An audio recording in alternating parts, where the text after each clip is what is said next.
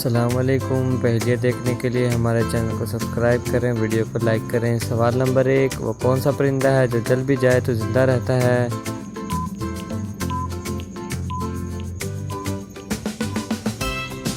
जवाब है जुगनू। अगला सवाल, सबसे पहले साबुन किसने ईजाद किया?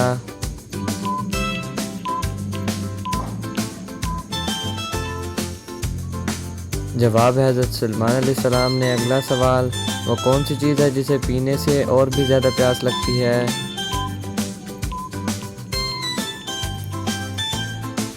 जवाब है सिगरेट। अगला सवाल, वो कौन सी चीज़ है जो सुबह को पैदा होती है, दोपहर को बूढ़ी हो जाती है और शाम को मर जाती है?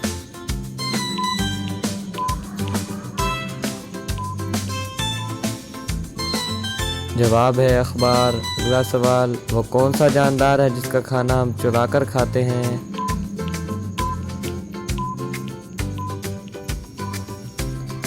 जवाब है शहद की मक्खी। अगला सवाल, वो कौन सा काम है जो ऐनक के बगैर नहीं हो सकता?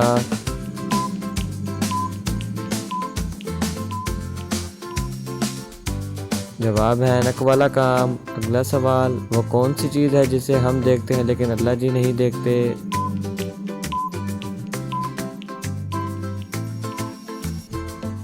जवाब है ख्वाब। सवाल नंबर 8, वो क्या है जो सदियों से मौजूद है मगर उसकी उम्र 1 माह से ज़्यादा नहीं?